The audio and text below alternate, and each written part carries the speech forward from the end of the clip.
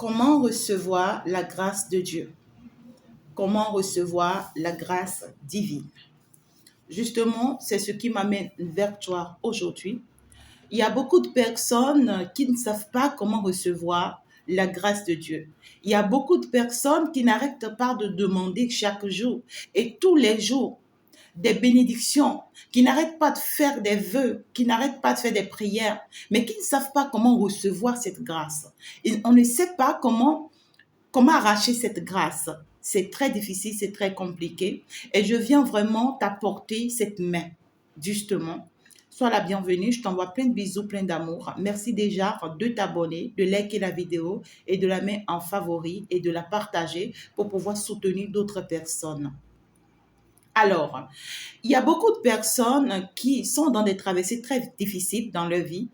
Beaucoup de personnes qui se retrouvent dans des blocages, qui se retrouvent dans des moments compliqués, qui n'ont pas d'avancement, qui n'ont pas d'évolution, qui vraiment n'ont pas de porte de sortie, mais qui n'arrêtent vraiment pas de se battre chaque jour et toutes les fois. Il y a beaucoup de ces personnes qui sont tout le temps dans les églises. Il y en a beaucoup parmi vous. Vous allez dans les églises, vous allez dans les communautés. Il y a beaucoup qui vont aller voir les pasteurs, qui vont aller voir les prêtres pour prier pour eux, hein, les prophétesses, les prophètes pour prier pour eux. Et on en donne beaucoup de grâce à beaucoup. D'autres vont aller voir les pères exorcistes, je pense, c'est comme ça on dit. D'autres vont entrer même dans les renouveaux charismatiques, pourquoi pas. D'autres vont aller dans les églises évangéliques pour aller rencontrer les pasteurs, pour aller rencontrer les servants et les servantes de Dieu, les visionnaires, pourquoi pas, et les chercher et prendre d'autres pour qu'on prie pour eux afin que la situation change, afin que la situation s'améliore. Mais la déception, c'est que rien ne marche.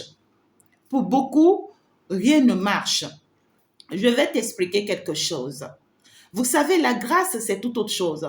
Ce n'est pas que ce pasteur ne veut pas te bénir. Ce n'est pas que ce pasteur ne t'a pas béni. Ce n'est pas que ce prophète ne veut pas te bénir. Ce n'est pas que ce prophète ne t'a pas béni. Ce n'est pas que ce prêtre exorciste ou ce prêtre comme ça, ou ce servant ou cette servante de Dieu ne veut pas te bénir. Cette personne t'a béni. Je te donne un simple exemple.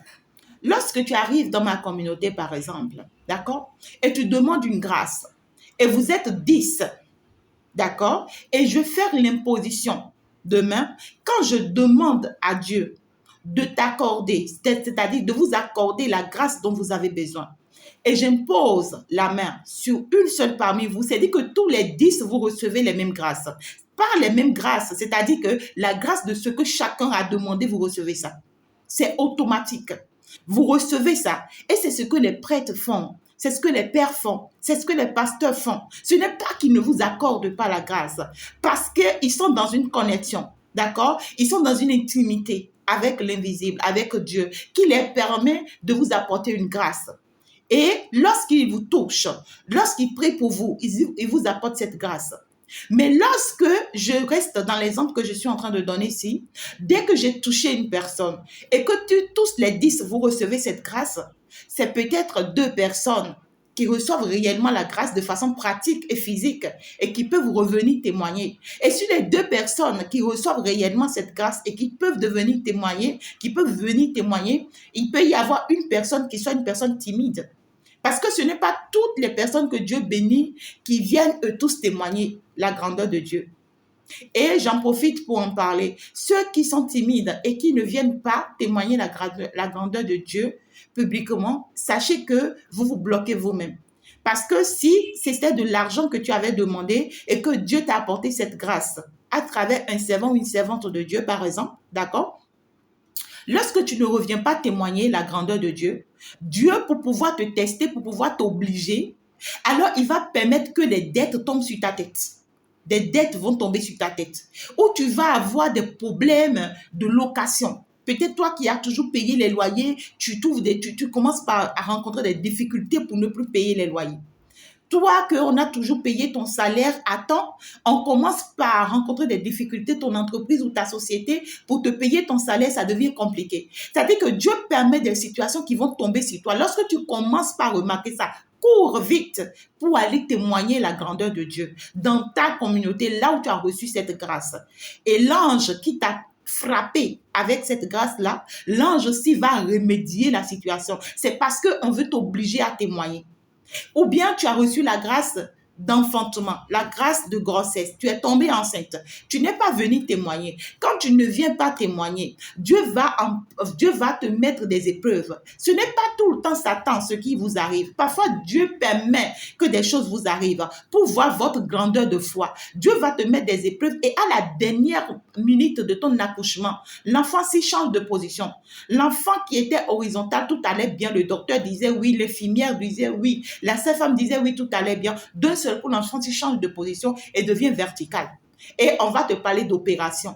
Là, quand tu as compris, tu cours pour venir témoigner la grandeur de Dieu. Tu vas voir automatiquement, par la grâce de Dieu, Dieu va permettre par son servant ou par sa servante, et il y aura changement des situations. Tu vas accoucher sans lame et sans ciseaux. Ce que je veux t'expliquer, c'est quoi? Les 8 personnes, c'est-à-dire sur les 10, il y a eu 2 qui ont reçu leur grâce. Les 8 autres personnes qui n'ont pas reçu cette grâce, c'est-à-dire qui ont reçu cette grâce, mais cette grâce ne s'active pas dans leur vie. Parce que tu vas recevoir tant que c'est proclamé sur toi, tant que c'est déclaré sur toi. Si ça vient bien sûr d'un ou de Dieu, d'accord? Alors, tu vas recevoir cette grâce. Mais quand cette grâce arrive, il faut que ça soit activé sur toi. Et pour que cette grâce soit activée sur toi, il faut forcément un travail. Je dis, il faut forcément un travail. Il faut que toi-même, tu sois d'abord dans une position donnée. Il faut que tu sois en position de recevoir. Il y a beaucoup de personnes qui n'arrêtent pas d'aller dormir à l'église. Oui, vous partez dormir à l'église, vous partez faire tout ce que vous voulez, les offrandes, vous partez être au pied des pasteurs, décharger des plus hauts niveaux et tout, pensant que la situation va s'améliorer. Non, tant que tu ne décides pas que la situation s'améliore dans ta vie, ça s'améliorera jamais. Tu seras toujours dans l'église en train de prosterner, en train de tout faire dans l'église, mais les gens viendront toujours recevoir la grâce, ils partiront. Tu vas toujours te poser la question de savoir, mais pour moi, c'est quoi? Dieu m'a appelé. Il m'a dit, je dois faire ci, je dois faire ça, mais je suis dans son sacerdoce, je suis dans son service, je suis dans sa mission. Mais pourquoi rien ne va dans ma vie? Malgré que je reçois la grâce et tout, c'est justement parce qu'il y a quelque chose que tu ignores. Et ce quelque chose que tu ignores là, je veux bien t'aider à savoir. Je veux bien t'aider à comprendre. Je veux vraiment t'amener, d'accord, à être en position de recevoir les grâces. Comme ça, les prochaines fois, quand on va te lancer une grâce et que cette grâce sera divine, c'est que tu vas la recevoir. Tu seras en position de réception. Tu vas recevoir ça. Il y a beaucoup de vous, vous partez à l'église, on envoie les grâces divines, on prophétise sur vous. C'est-à-dire que toi, depuis que tu connais Christ là, depuis que tu connais Dieu là, on prophétise sur toi, ça ne marche jamais. Pour toi là, c'est comment? On prophétise pour toi, sur toi, ça ne marche jamais. C'est-à-dire qu'il y a un problème avec toi.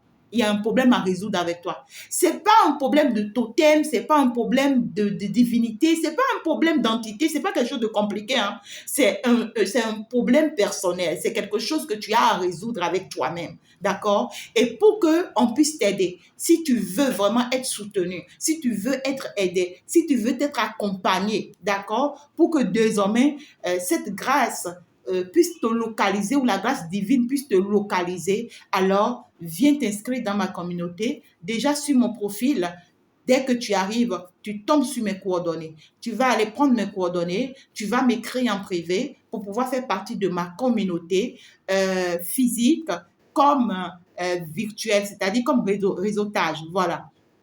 Et puis, tu vas pouvoir maintenant goûter. C'est-à-dire, tu vas goûter, hein, suite aux enseignements, suite aux messages, aux informations qu'on va t'apporter. On va t'aider, on va t'accompagner, d'accord? Et tu vas pouvoir faire ce travail-là avec toi-même. Et tu vas pouvoir sortir finalement c'est-à-dire que de ce blocage dans lequel tu es avec toi-même. Et ça va te permettre désormais de commencer par recevoir les grâces que l'on déverse sur toi, que l'on envoie sur toi, que l'on jette sur toi. Alors, n'oublie pas de faire un tour chez moi. Je t'adore, je t'envoie plein de bisous. Merci, ciao, ciao.